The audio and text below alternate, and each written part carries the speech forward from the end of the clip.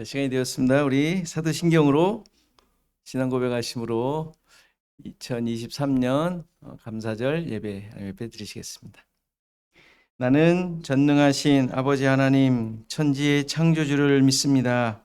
나는 그의 유일하신 아들 우리 주 예수 그리스도를 믿습니다. 그는 성령으로 잉태되어 동정녀 마리아에게서 나시고 본디오 빌라도에게 고난을 받아 십자가에 못 박혀 죽으시고 장사된 지 사흘 만에 죽은 자 가운데서 다시 살아나셨으며 하늘에 오르시어 전능하신 아버지 하나님 우편에 앉아 계시다가 거기로부터 살아있는 자와 죽은 자를 심판하러 오십니다.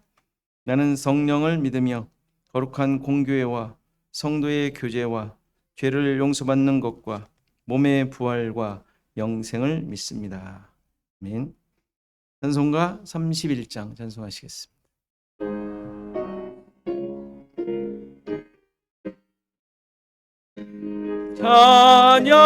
찬양하라 복되신 구세주 예수 백성들아 사랑을 전하세 경배하라 하늘의 천군과 천사 주님 앞에 영광을 올리세 목자같이 우리를 지키시고 종일 품에 늘 안아주시니 찬양하라 높으신 권세를 찬양 영원히 드리세 찬양하라 복되신 구세주 예수 우리 대신 죽임을 당했네 우주 예수 영원한 구원의 소망 경배하며 겸손히 절하세 찬양하사 우리 죄 지신 예수 그의 사랑 한없이 크셔라 찬양하라 높으신 권세를 찬양 영원히 드리세 찬양하라 복되신 구세주 예수 천사들아 즐겁게 찬양해 구주 예수 영원히 다스리시니 면류관을 주 앞에 드리세 구주 예수 세상을 이기시고 영광 중에 또다시 오시리 찬양하라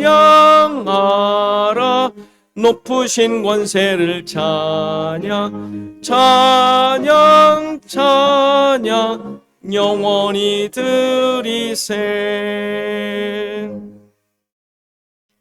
593장입니다. 한 장 찬송하십니다.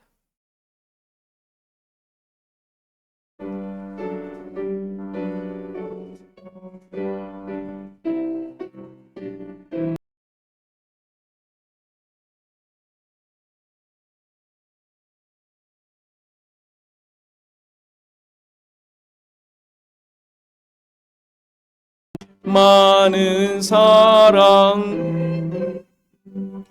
우리 길러주시니 우리 주님 예수께 감사 찬송합니다. 산과 들의 초목을 울창하게 하시고 달과 별의 광채를 밤에 보여주시니 우리 주님 예수께 감사 찬송합니다. 눈과 귀를 밝히사 맘과 뜻이 합하고 신기하게 움직여 묘한 조화 이루니 우리 주님 예수께 감사 찬송합니다.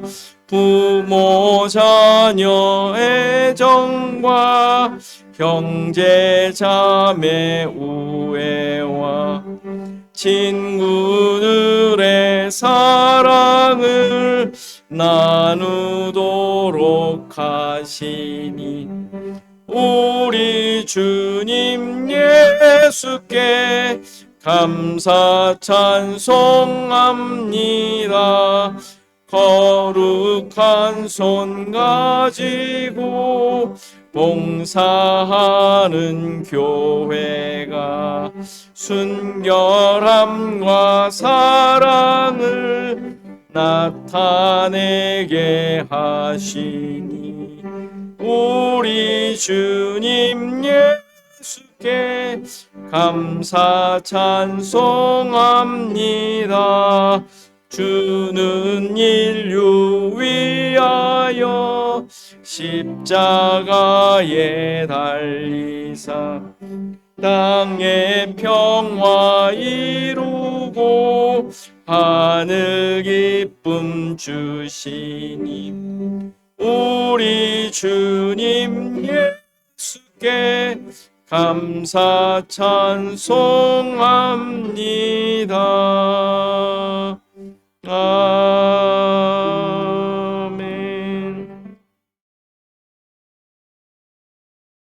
우리 함께 교독문 교독합니다. 우리 105번 감사절 교독문 함께 교독하겠습니다. 교독합니다. 여호와께 감사하라. 그는 선하시며 그 인자하심이 영원합니다. 여호와께 감사하고 그의 이름을 불러 아뢰며 그가 하는 일을 만민 중에 알게 할지. 그들이 광야 사막길에서 방황하며 거주할 성읍을 찾지 못하고 줄이고 목이 말라 그들의 영혼이 그들 안에서 피곤하여. 이에 그들이 근심 중에 여호와께 부르짖음에 그들의 고통에서 건지시고 또 바른 길로 인도하사 거주할 성읍에 이르게 하셨도다. 여호와의 인자하심과 인생에게 행하신 기적으로 말미암아 그를 찬송할지로다. 그가 사모하는 영혼에게 만족을 주시며 줄인 영혼에게 좋은 것으로 채워 주심이로다. 아멘. 함께 기도하는 시간 갖습니다. 특별히 오늘 또 감사절인데요.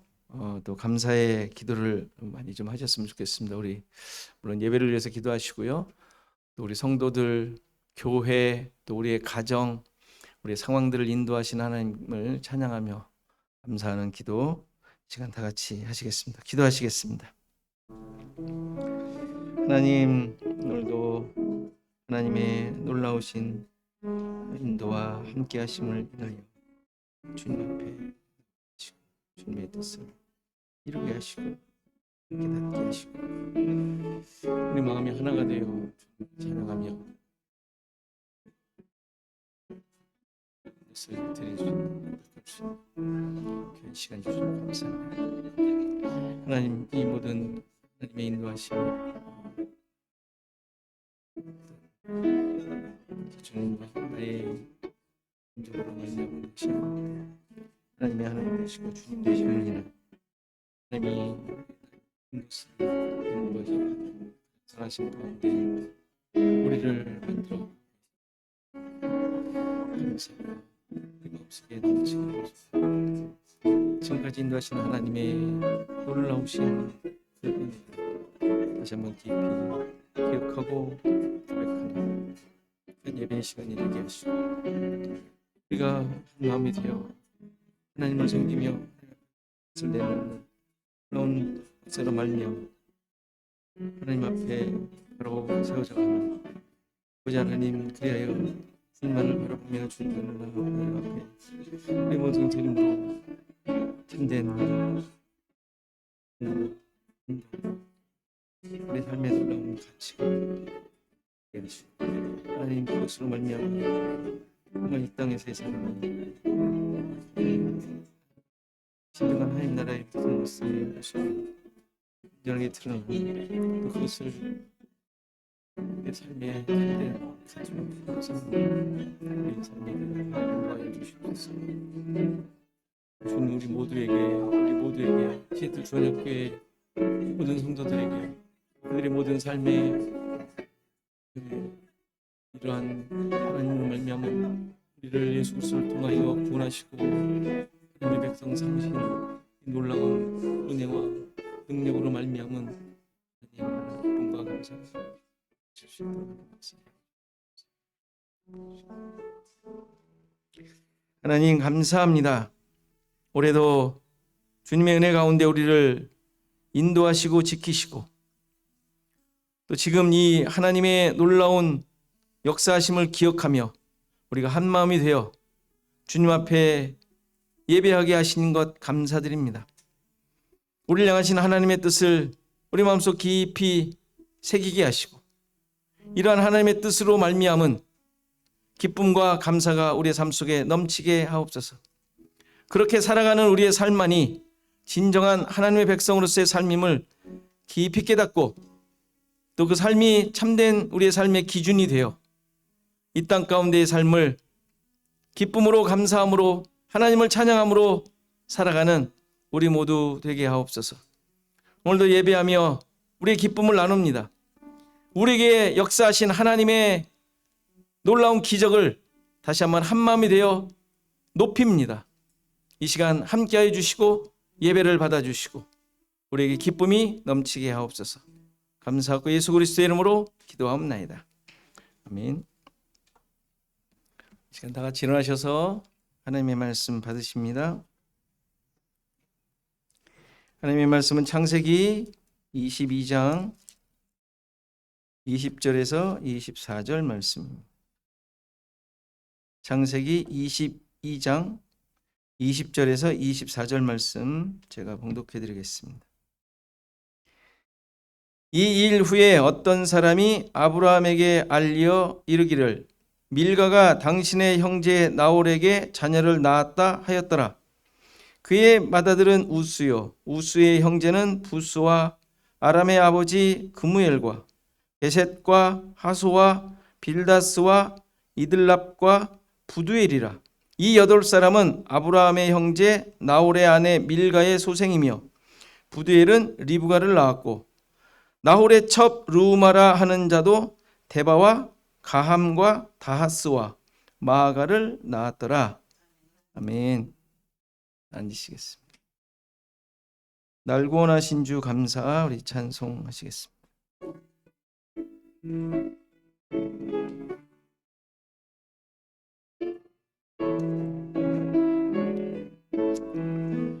날 구원하신 주 감사 모든 것 주심 감사 지난 추억이 내 감사 주 내 곁에 계시네 향기로운 봄철의 감사 외로운 가을날 감사 싸늘해진 눈물도 감사 나의 영혼 평안에 응답하신 기도 감사 거절하신 것 감사 헤쳐나온 풍랑 감사 모든 것 채우시네 아픔과 기쁨도 감사 절망 중 위로 감사 증량 못할 은혜 감사 크신 사랑 감사해 길가에 장미꽃 감사 장미꽃 가시 감사 나시하 따스한 가정 희망주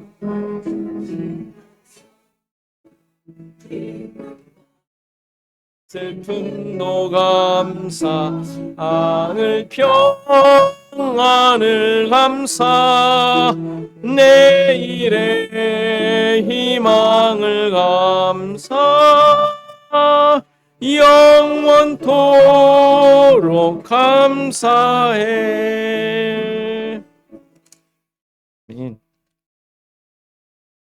우리 소식 함께 나눕니다. 우리 앞뒤 사람과 인사하시죠.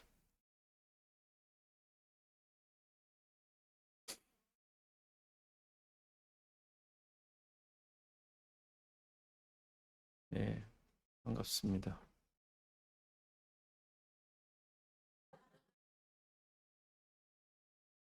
저만 콕 집어 그렇게 감사하시면 오해받습니다. 뭐 서로들 감사하다고 인사하시죠, 그럼.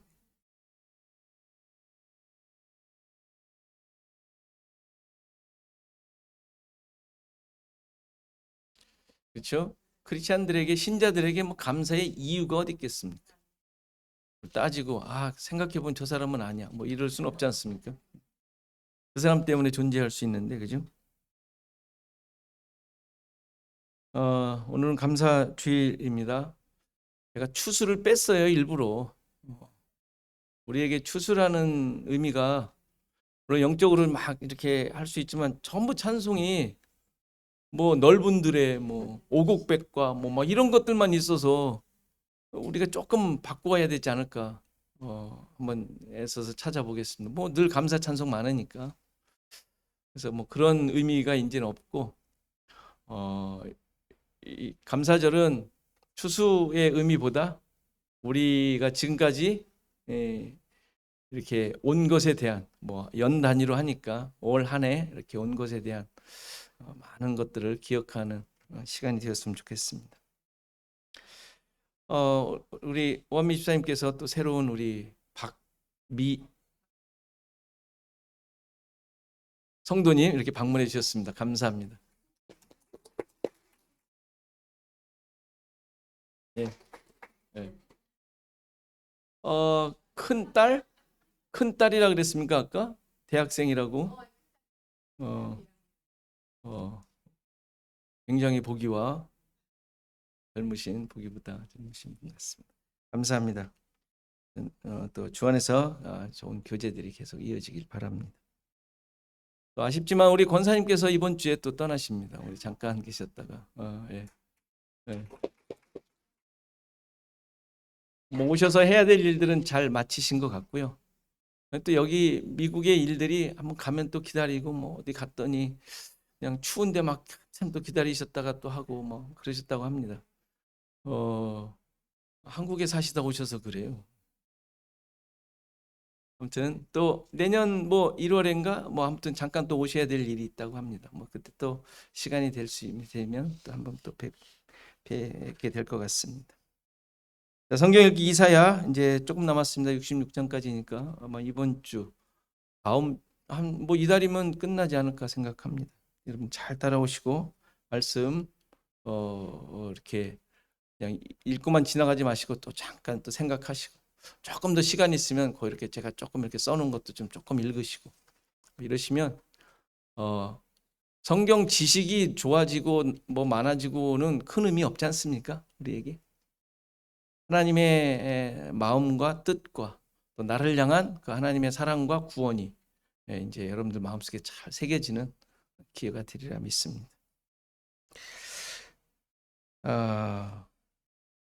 이 시간 우리 성찬식을 하겠습니다. 성찬식은 예수님의 십자가의 능력과 효과, 그 가치가 어떠한 것인지 우리에게 이렇게 남겨주심으로 그것을 기억하며 그 은혜를 고백하고 다시 한번 확인하며 나를 향하신 하나님의 은혜와 사랑이 어떤 것인지, 예수 그리스도께서 십자가에 달려 죽으심으로 우리 같은 죄인들이 어떻게 사함을 받고 하나님 백성 되었는지를 서로가 함께 고백하며 일치를 경험하는, 하나됨을 경험하는 중요한 기회입니다.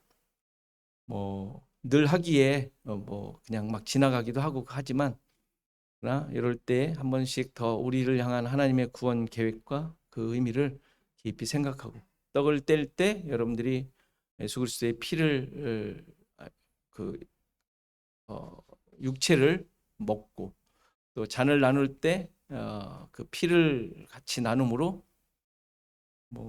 피와 살을 먹는 무슨 식인주의 옛날엔 그런 오해를 받았다고 하는데, 그런 의미가 아닌 예수님과 하나가 되어지는, 또 그분으로 말미암은 구원의 은혜가 우리에게 적용되어지고 다시 한번 고백되어지는 경험을 하는 중요한 순간입니다.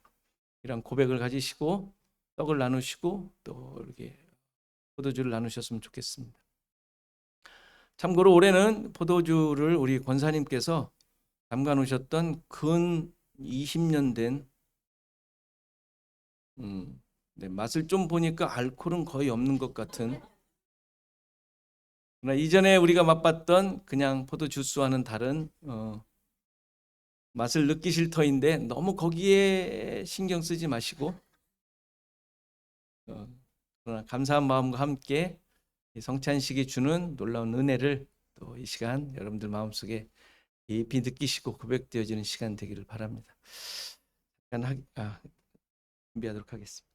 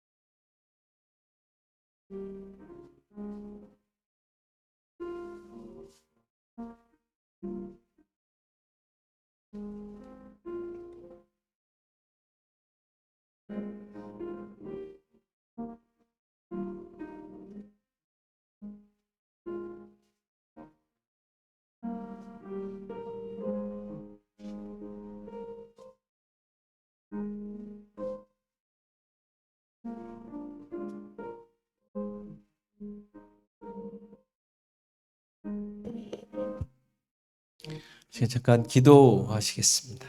하나님, 이 시간 주님의 살과 피를 우리가 함께 나눕니다. 그냥 떡 조각과 음료 한 모금 먹는 것이 아닌, 이 시간 예수님께서 우리를 위하여 흘리시고 찢기신 구원의 역사에 동참하는 그 은혜를 다시 한번 기억하고 고백하는 귀한 시간이 되기를 소원합니다. 우리들의 마음속에 이 하나님의 놀라운 사랑을 깊이 새기게 하시고, 또 머릿속에 기억하며 고백하게 하시고, 이것을 통하여 하나님의 백성됨을, 우리가 하나 된 자들임을, 예수 그리스도가 머리이신 그 몸에 서로의 지체됨을 확인하는, 같이 고백하는 귀한 시간 되게 하옵소서. 그래서 예수 그리스도의 이름으로 기도하옵나이다. 아멘. 늘 그랬듯이 이렇게 한 분씩 이렇게 서서 이렇게 나오셔서 떡 한 조각 가져가시고 잔 하나 가져가셔서 잠깐 다 같이 앉으실 때까지 잠깐 기다리며 기도하도록 하겠습니다.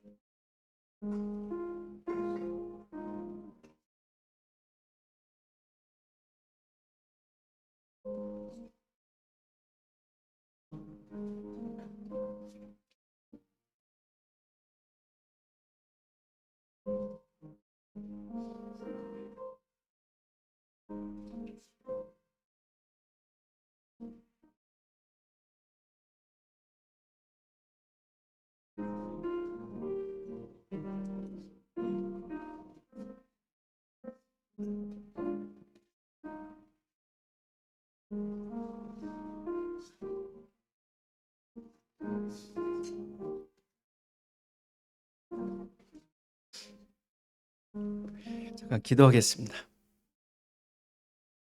하나님,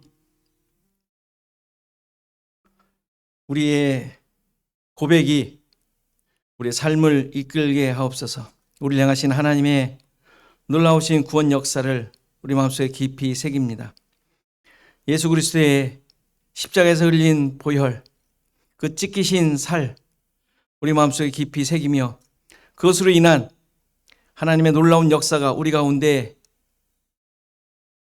적용되고 하나님의 백성됨이 이루어진 놀라운 고백이 우리의 삶을 이끌어가는 기초가 되고 원동력이 되고 우리의 삶을 통하여 이러한 하나님의 구원만이, 하나님의 목적만이 드러나는 귀한 삶이 되게 하옵소서. 이 시간 또한 하나님의 말씀 앞에 우리가 섰습니다. 이 말씀이 우리를 볼 수 있는 기준이 되게 하시고 또 안경이 되게 하시고, 그래서 그것으로 나를 바라봄으로 말미암아 하나님이 원하시는 것이 무엇인지, 또 내가 가고 있는 것이 하나님의 말씀대로 가고 있는지, 내가 판단하는 기준이 그 말씀에 바로 서 있는지 확인하며 바로 잡는 귀한 시간 되도록 도와주옵소서. 감사하고 예수 그리스도의 이름으로 기도하옵나이다. 아멘.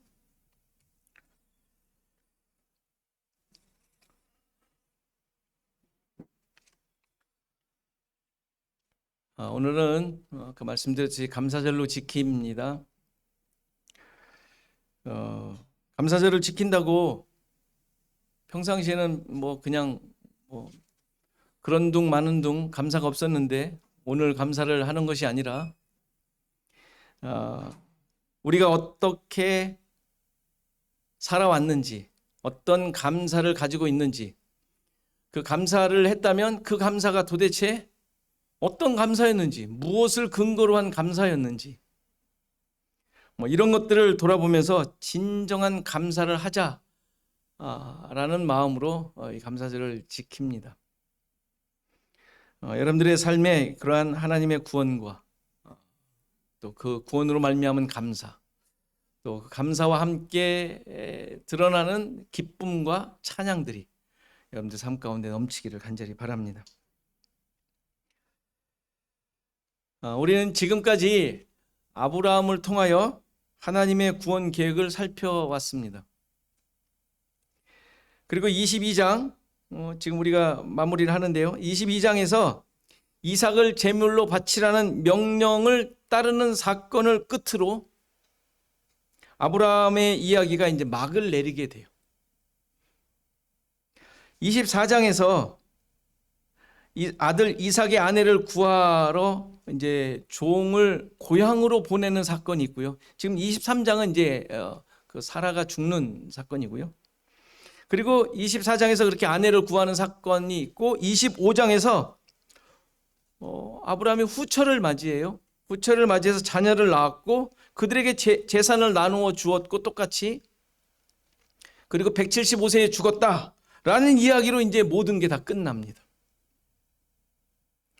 그리고 이제 이삭이 이제 성경의 역사의 주인공으로 이제 나오게 되죠. 그 주인공으로 나오는 그 시작이 오늘 읽은 본문의 나홀의 가문에 대한 내용이 바로 어쩌면 이삭이 이제 주인공으로 나오는 시작이 되는 본문이라 할 수 있습니다. 그런데 이 본문을 보면, 오늘 읽은 본문을 보면 겉으로 보기에는 그냥 단순한 나홀 가족의 자녀들을 그냥 서술한 것으로 보입니다. 실제로 그렇습니다. 근데 여러분들 알듯이 나홀이 누굽니까? 아브라함의 형제죠. 이게 이제 누가 형이고 누가 동생인지는 명확지는 않아요. 그냥 순서상 아브라함이 먼저 나왔으니까 아브라함이 형으로 생각을 해요. 첫째라고 생각을 해요. 근데 학자들마다 또 달라요. 중요한 건 아니니까. 아버지 데라가 이제 아브라함, 나홀, 하란을 낳습니다. 3명을 낳죠. 근데 하란은 밀가와 이스가와 롯을 낳은 다음에 일찍 죽어요. 셋만 낳고. 근데 이 하란의 딸 밀가가 이 나홀의 아내예요. 무슨 얘기인지 아시겠죠? 그러니까 나홀은 조카와 결혼을 한 거예요. 자기 남동생의 딸과 결혼을 한 거니까. 근데 나홀이 낳은 자녀가 8명이 지금 나오죠. 그리고 첩 루마가 또 아들을 낳는데 4명 낳은 것으로 또 소개가 됩니다.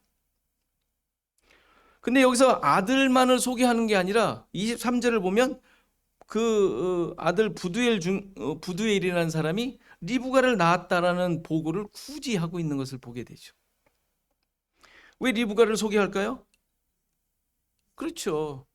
이삭이 이제 주인공으로 나오기 위하여 그 시작이 어떻게 되었는지를 굳이 보고하고 싶었던 거죠. 이 저자는 하나님께서 그렇게 드러내려고 하셨던 거예요. 리브가는 이삭의 아내가 될 것입니다. 이삭과 부두엘은 사촌이니까, 그렇죠? 사촌이죠. 리브가는 부두엘의 딸이니까 오촌 조카가 되는 거예요. 당시에는 이렇게 서로 친족 간의 결혼을 계속 했습니다. 나중에 야곱도 어머니 리브가의 동생인 라반, 외삼촌이죠. 외삼촌의 2딸과 결혼하지 않습니까? 흔한 내용입니다.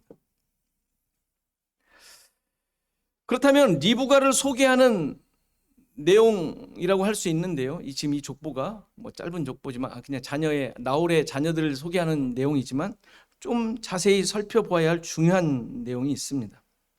그것은 나홀이 살고 있었던 삶의 상황이에요. 나홀은 아마도 지금까지 하란에서 살고 있었던 것으로 보여요. 그 뒤에 그 앞에서 11장 31절 데라의 그 아들들을 소개할 때 데라가 우르를 떠나지 않습니까? 가나안으로 가고자 했다는 보고가 나오는데 그때 아브라함과 하란이 일찍 죽었잖아요. 그러니까 하란의 아들 중에 롯을 데리고 그리고 그의 며느리 아브라함의 아내 사레를 데리고 가나안으로 가려다가 하란에서 멈춘 사건이 보고되고 있죠. 그러니까 이유는 잘 모르지만 그때 우리가 살폈듯이 스데반의 설교에 의하면 우르에서 하나님께서 아브라함에게 나타나신 것으로 보여요. 1차적으로. 아마 그것을 듣고 아버지가 그 당시에는 전부 다신교들을 믿는 상황들이니까 아브라함이 그런 것을 들었다고 하니까 아버지가 따르지 않았나라고 보통 해석을 해요. 그래서 그래 한번 가보자. 왜? 신이 말씀하셨으니까. 그런 걸 따라야 할 만한 그 아버지가 뭐 따라할 만한 이유가 됐었겠죠. 그러니까 일부만 또 데리고 간 것처럼 보여요. 근데 이때 나홀도 가지 않았을까 추정을 합니다.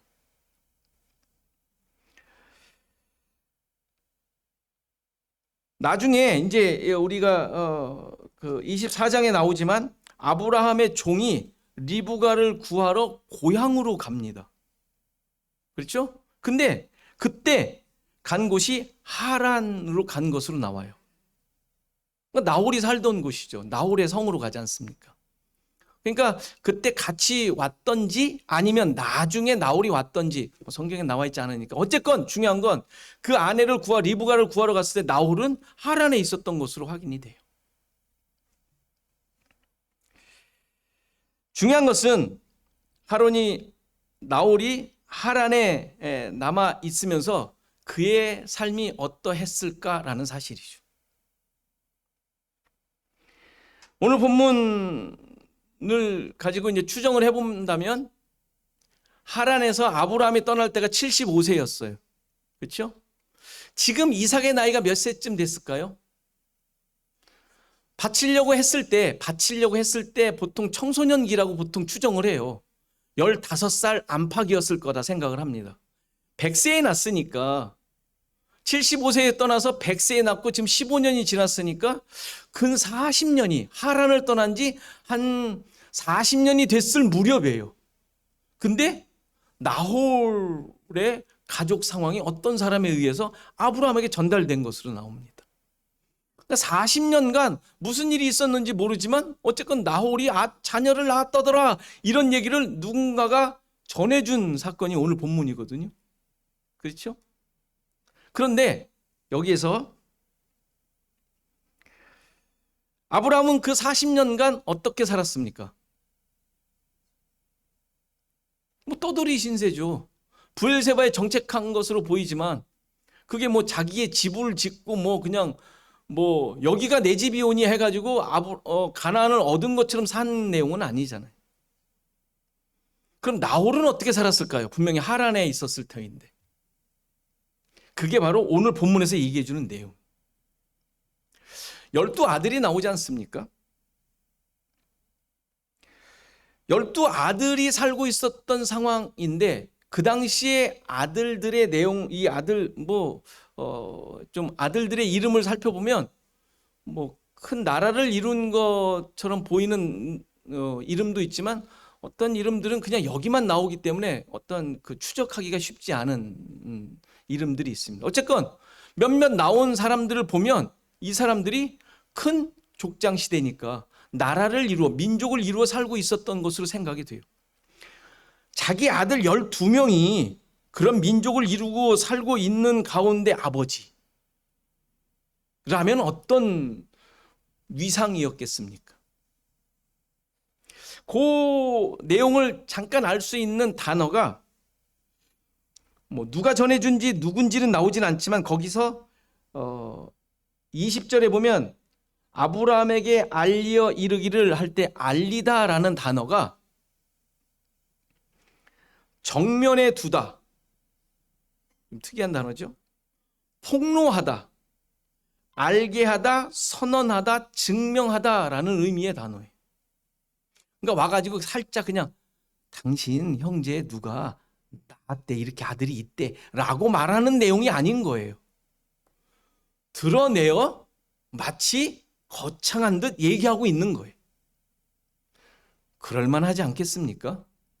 나홀의 상황을 어떤 전령이 누군지 모르지만 상인이라든 뭐 여러 가지 추정을 하지만 누군가가 그것을 알고 와가지고 아브라함 지금 살고 있는 모습이 어때요? 뭐 아들 둘이 있는 것 같은데 한 명은 또 딴 데 있고 뭐 한 명 있는데 뭐 죽다가 살아났고 뭐 이런 그 아브라함에게 자기가 알고 있는 나홀의 아브라함의 뭐 동생이든 형이든 그 사람이 살고 있는 그 정황을 설명하려고 그럴 때 어마어마하지 않았겠습니까? 당신 그 동생 나홀의 그 집안이 어마어마해 라는 정도의 마음을 가지고 전해주셨을 거 아닙니까? 그게 알리다라는 단어예요. 단어가 말해주는 내용. 그러니까 이 나홀의 모습을 통하여 아브라함에게 뭔가를 약간 과시, 자랑하려고 했다라는 단어가 알리다라는 단어. 실제 나홀이라는 단어의 그 이름의 의미가 화난 사람, 뭐 항상 뭐가 화가 있는 사람인가 봐요. 아니면 많은 사람들이 그렇게 비춰지는 사람이었는지. 또 실제 단어적인 의미는 코를 골다, 뭐 콧소리를 내는 뭐 이런 단어예요. 그런 자리에 있었던 사람이 그렇게 한다면 굉장히 조금 위협적인 사람이었지 않았을까라는 추정을 할 수 있는 이름이에요.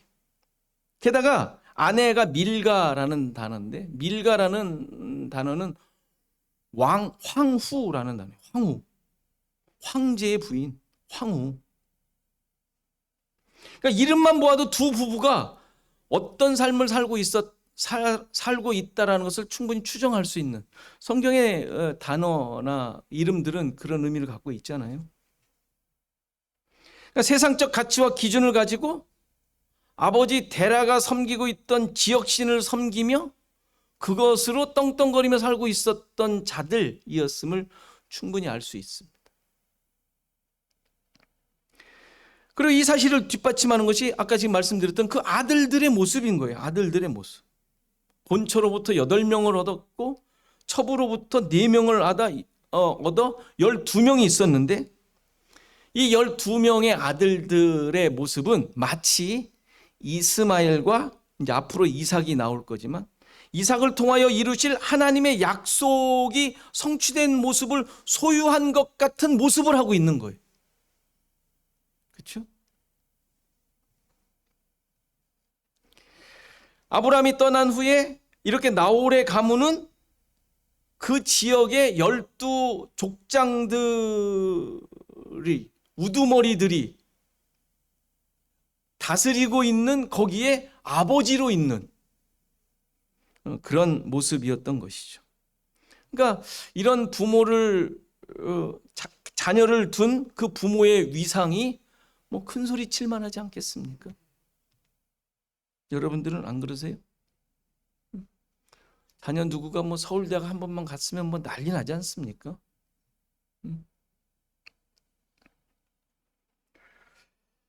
아무튼 이렇게 엄청난 세력을 가지고 있는 나홀 가문의 소식을 이 전령이 전할 때 소근소근 얘기했겠냐고요. 그것이 알리다라는 단어가 알려주고 있는 내용입니다. 그런데 이 모습은 아브라함이 우르를 떠나기 전에 갖고 있었던 삶들의 내용인 거예요, 실은. 그렇죠?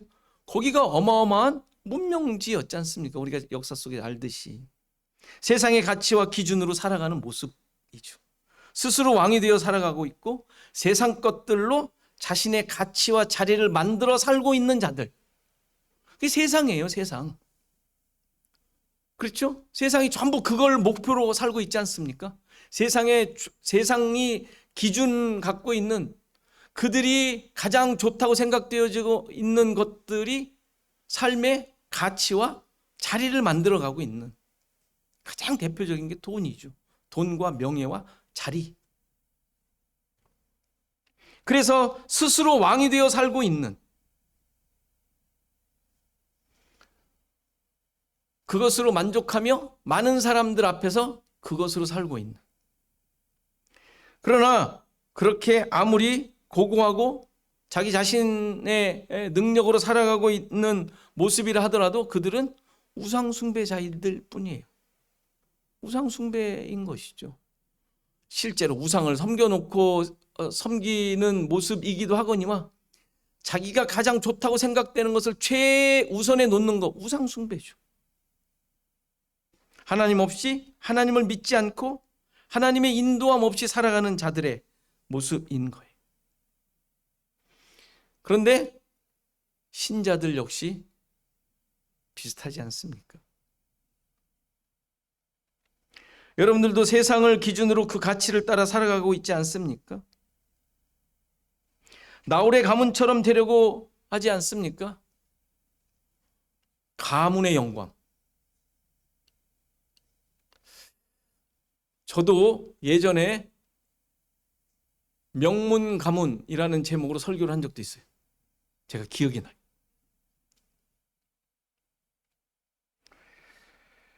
신앙의 명문 가문이 여러분들의 목표입니까?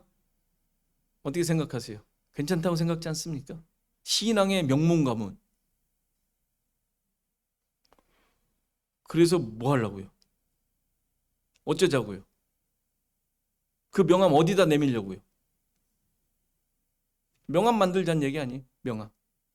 신앙의 명문 가문. 그래서 어디다 써먹을 거예요? 세상은 안 통하잖아요. 어쨌건 신앙의 명문 가문이니까 세상은 안 통할 거 아니에요. 그럼 어디다 내밀 거예요? 저한테 가져오실 겁니까? 서로 옆에 있는 사람한테 내미실 거예요?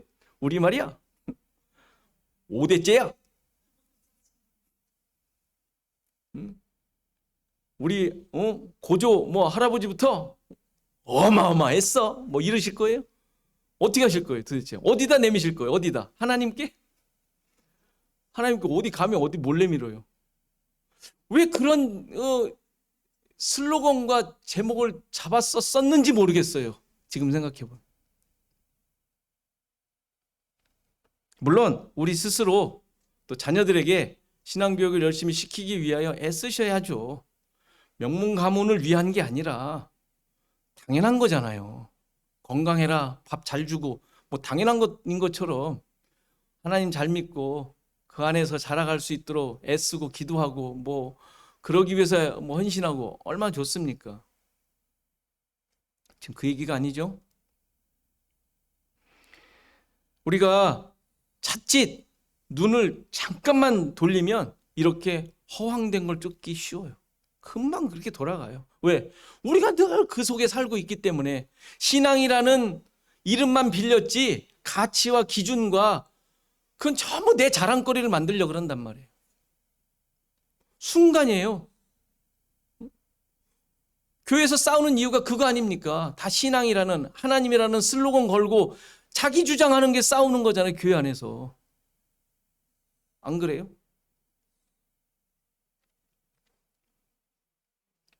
그러니까 지금 이 모든 이런 내용들을 우리는 지금 성경을 앞에서부터 계속 이것을 깨뜨리기 위하여 계속 지금 성경을 보고 있는 거예요. 중요한 것은 이런 상황 속에서 놀랍게도 하나님의 부르심과 인도하심이 있다는 사실이에요. 나홀의 가문에서도, 아니 그 앞서 데라의 가문 우르에서도 하나님의 부르심이 있다는 사실이에요. 그러면 도대체 아브라함과 나홀과 다른 점이 뭐겠어요? 여러분과 교회 다니지 않는, 하나님 모르는 저 밖에 있는 사람과, 너무 밖에 있다 그러면 안 되죠. 어쨌든 모르는 사람과 여러분이 다른 점이 뭐예요? 다 비슷하다 그랬잖아요. 뭐 신앙만 집어넣으면 돼요? 아니잖아요. 그래도 뭐 내 욕심 챙기는데. 도대체 다른 게 뭐예요? 신자와 불신자의 차이. 그것은 너무 단순한 건데 하나님의 인도하심을 아느냐 모르느냐예요. 하나님의 인도하심을 알고 있느냐, 모르고 있느냐. 말씀을 통해 신자들은 하나님의 인도하심을 알고 깨닫고 고백해요. 근데 불신자들은 전혀 관심이 없어요. 알려고 하지도 않고 깨달음도 없고, 안들 설사 가르쳐줘서 안들 거기에 가치를 두지 않아요. 오로지 자기 만족시키는 것에 초점을 두고 그것을 쫓아갈 뿐이에요. 이게 신자와 불신자의 차이죠. 어제 우리가 성경 공부를 했었는데 하나님을 아는 것만이 신앙이 아니잖아요. 물론 아는 거 필요하잖아요. 근데 마귀도 안 해, 귀신도 안 해. 그럼 귀신이 아는 것과 우리 아는 것과의 차이가 뭐예요? 귀신과 우리 믿는 자들의 차이가 뭐예요? 거기에 우리의 모든 것을 맡기고 의지하냐 안 하냐, 주인을 하나님으로 섬기냐 안 섬기냐의 차이죠. 그렇잖아요. 귀신은 우리보다 하나님 더 잘 알아요. 귀신이니까. 귀신 고칼 노릇이죠. 귀신이니까 더 잘 알아요. 그런데 자기 자신을 하나님께 안 맡겨요. 귀신이니까. 우리는 아니죠. 믿는 사람은 아니죠. 실수하고 모자라고 또 넘어지고 자기 기준으로 돌아가는 횟수가 많지만 그래도 계속 우리는 하나님을 의지하며 하나님의 뜻을 알고자 말씀 보며 기도해서 나를 쳐서 복종시키는 모습을 갖지 않습니까? 지금 이삭의 아내가 나홀의 족보 가운데 나오는데 이 여인은 하나님의 약속을 이을 잘하는 것을 알고 있을까요? 모르고 있을까요? 어떻게 알겠어요? 그가 태어났을 때 알았을까요? 종이 가서 만났잖아요. 우물가에서. 그때 뭐 알았을까요? 그때 보겠습니다. 리브가도 자기 삼촌들이 이방 민족의 우두머리가 되어 지금 뭐 얼마나 모여서 잘 살았는지 모르지만 다 흩어져 살았을 터인데 그런 상황 속에서 그들은 다 세상을 쫓고 세상의 가치를 가지고 최우선으로 살아가고 있는 그 삶 속에 리브가도 살고 있었다고요. 똑같이.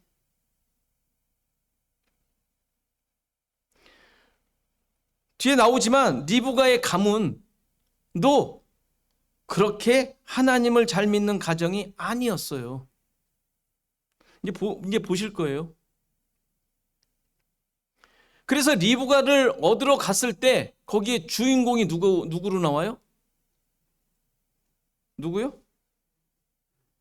아브라함의 종이 주인공으로 나오는 거예요. 장왕한 창세기에서 제일 긴 장을 그 똑같은 걸 반복하지 않습니까? 어떻게 했다는 것을 라반한테 그대로 똑같이 얘기해요. 부두엘한테. 그 읽을 때 좀 지겨워요, 실은. 아브라함의 종이 주인공이니까 그가 경험하고 그것을 통해서 하나님께서 어떻게 하셨는지를 그들한테 알려줘야 할 필요가 있는 거예요. 하나님 모르던 사람들이에요. 잘 안 믿던 사람들이에요.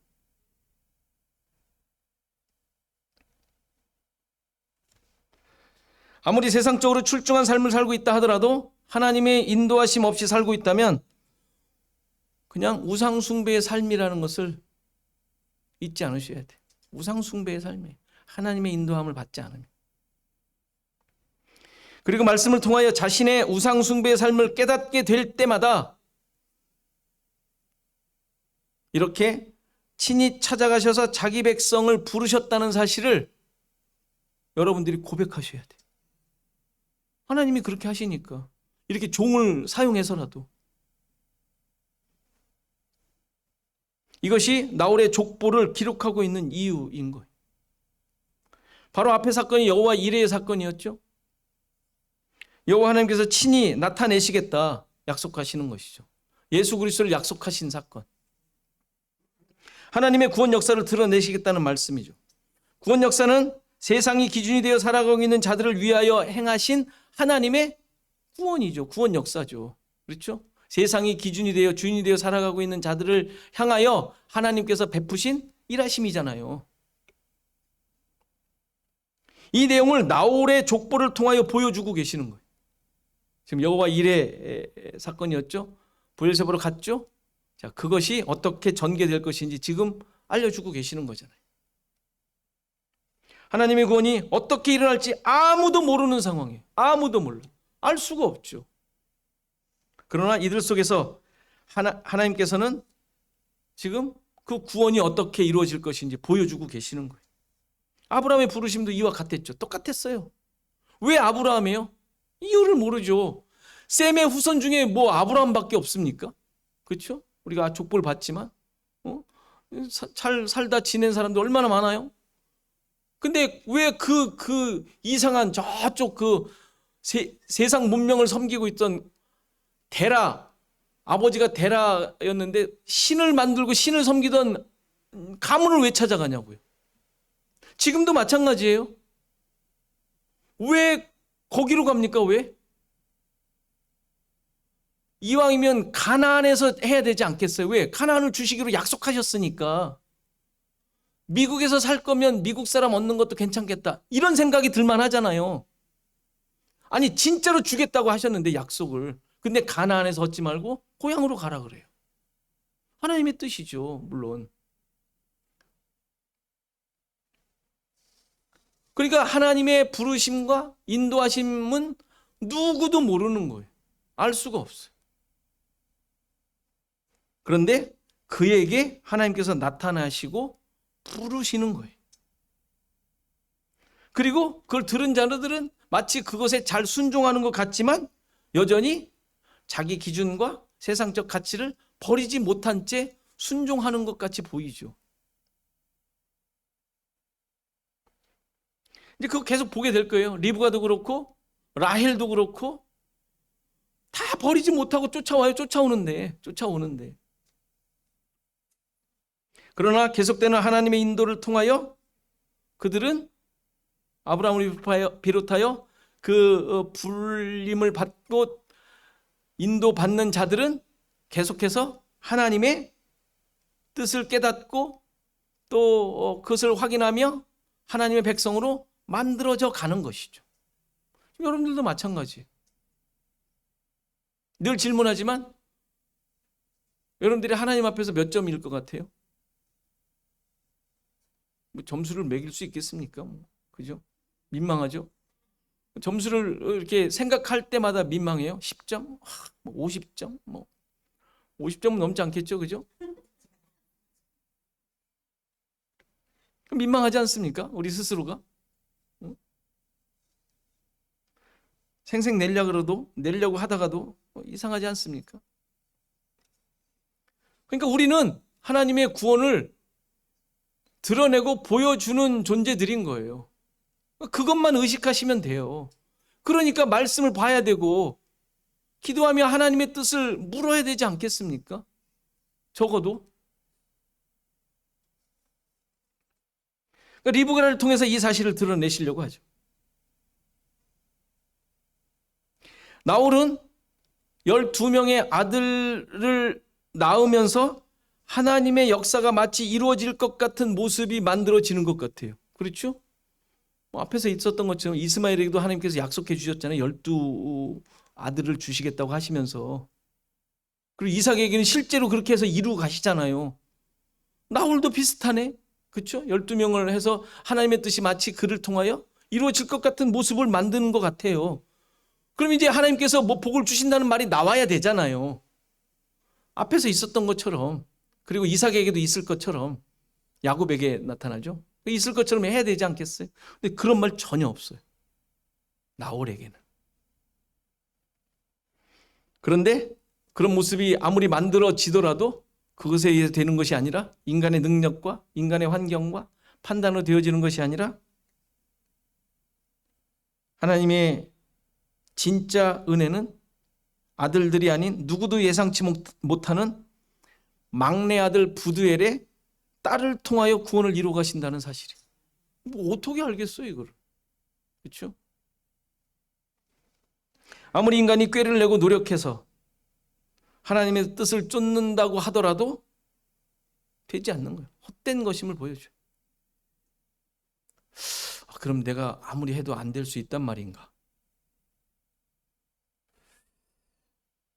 여러분도 그렇게 생각이 들지 않겠어요? 이런 거에는 답을 갖고 계셔야 돼. 이제 자꾸 이러면은 제가 여러분들한테 노파심에 그냥 질문한 거예요. 그냥 혹시 그렇게 생각하지 않을까 해서. 그게 아니라 그런 식으로 나에게 적용하는 것이 아니라, 그러니까 우리가 하나님의 말씀을 알잖아요. 아까 불신자와 신자의 차이를 말씀드렸잖아요. 우리는 하나님을 바라보고 하나님만을 주인으로 섬기고 있는 자들이잖아요. 그렇게 고백했잖아요. 그게 아니면 안 되는 자들임을 고백하잖아요. 그러니까 더욱더 하나님을 의지하며 살라는 말이에요. 방법이 없어요. 하나님을 안 이상. 아니, 알게 하신 이상 우리는 어떻게 할 수 없습니다. 자, 오늘 감사절로 지킵니다. 지금까지 여러분들의 삶을 한번 보십시오. 무엇을 쫓아왔는지. 감사의 순간들도 많았을 터인데 무엇을 가지고 감사했는지 잘 보세요. 내가 만족하면 감사, 만족하지 않으면 감사는커녕 옆에 있는 사람한테 화만 냈죠. 어떤 삶이었는지 깊이 돌아보는 게 오늘 감사절의 목표입니다. 잘된 것, 잘 안 된 것, 이것은 의미 없는 거예요. 늘 말씀드리죠. 여러분들에게 좋은 것, 나쁜 것 의미 하나도 없어요. 안 좋으면 조금 힘들면 돼요. 조금 그냥 귀찮으면 되지 않습니까? 화내지 마세요. 귀찮으면 돼요. 참으세요. 그 상황 속에서 어떻게 내가 하나님의 백성인가, 하나님의 말씀을 통하여 나를 어떻게 인도하시는가를 생각하라는 게 여러분들의 힘든 상황이지, 망치고 내 맘대로 가고 화내고 내 인생은 왜 이렇게 꼬여, 이런 생각하라는 게 아니에요. 뭐 다 꼬여 있어요. 뭐 여러분만 꼬인 줄 아세요? 자기만 꼬인 게 아니에요. 다 꼬였어요. 그 꼬인 거 불평하라는 게 아니라, 꼬인 삶을 살고 있는데 그 삶 속에서 하나님이 원하시는 게 뭘까를 찾아내고 그 길을 걸어가는 게 신자의 모습인 거지, 그거 풀어내라고 하나님께서 하시지 않으세요. 풀어냈으면 지금 아브라함이 이러고 있겠어요?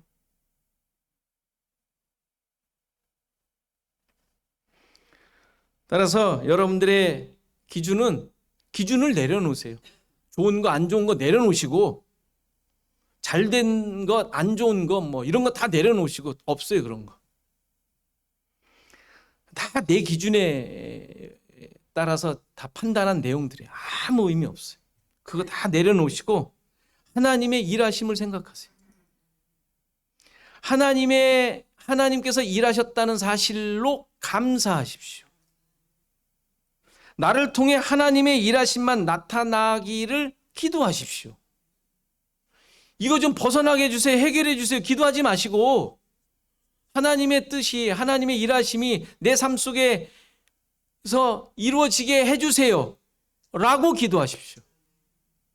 그렇게 기도를 하고 그런 기준을 가지면, 그럼 내가 여기서 어떻게 해야 되나가 나오는 거예요. 헤어나려고 하지 마세요. 헤어난다고 뭐 그 다음 게 더 좋을 것 같으세요? 빚 갚았더니 딴 녀석이 더 큰 빚이 있네? 뭐 이런 게 우리의 삶에 벌어지잖아요. 이렇게 하나님의 일하심만 나의 삶에 나타나는 것이 우리의 기쁨이 되어야 돼요. 그것으로 기뻐하십시오.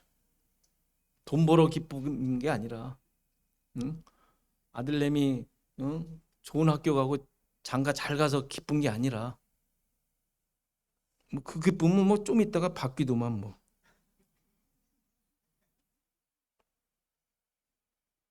그게 무슨 기쁨이겠어요, 우리에게.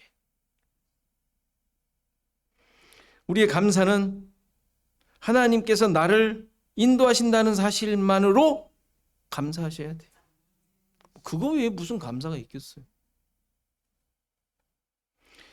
우리 평생을 통하여 얻어내야 할 늘 확인해 가야 할 우리의 모습입니다. 이런 이유로 여러분들의 삶에 기쁨과 찬양이 넘치시는 감사절 되기를 간절히 바랍니다. 다 같이 일어나셔서 588장 찬송하시겠습니다.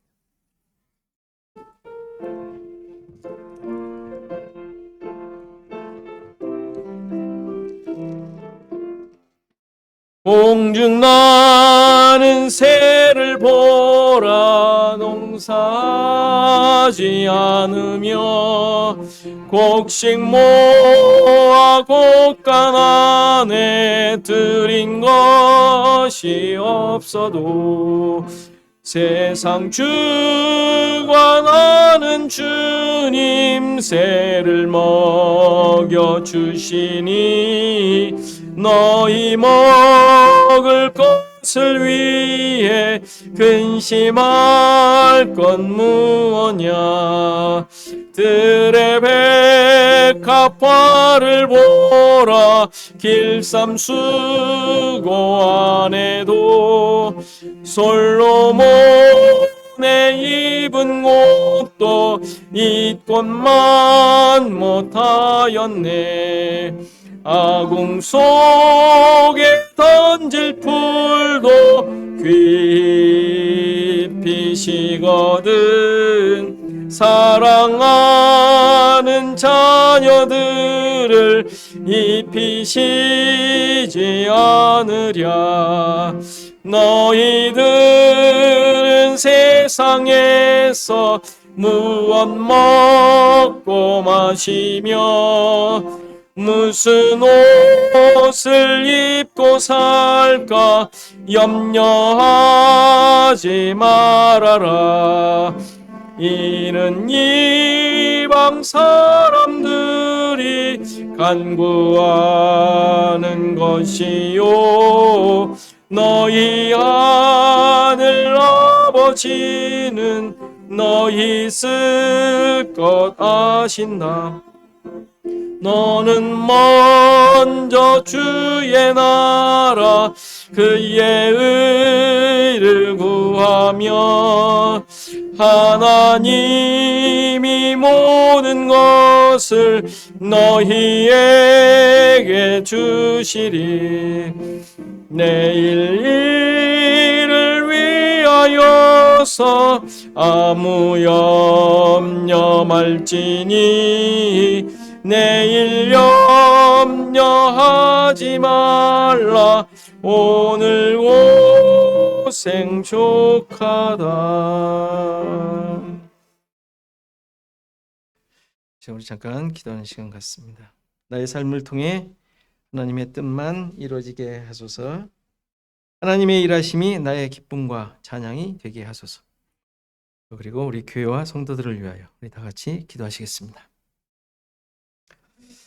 주님, 오늘도 주님의 말씀을 통하여 돌아보게 하시고 하나님의 뜻을 다시 한번 우리의 마음속에, 우리의 생각과 우리의 삶의 속에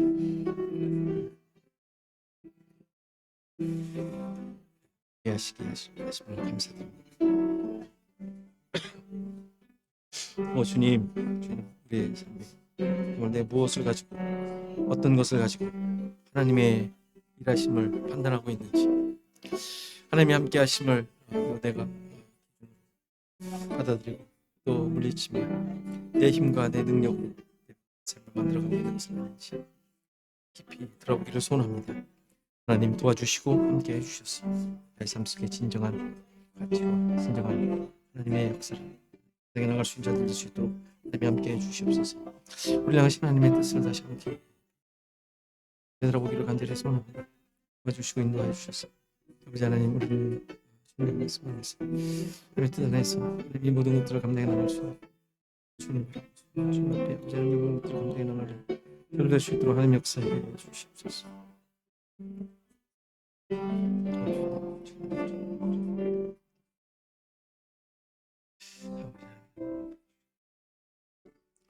하나님 아버지, 다시 한번 우리들이 어떠한 기준과 가치를 가지고 하나님의 백성으로서 살고 있는지를 깊이 돌아보기를 소원합니다.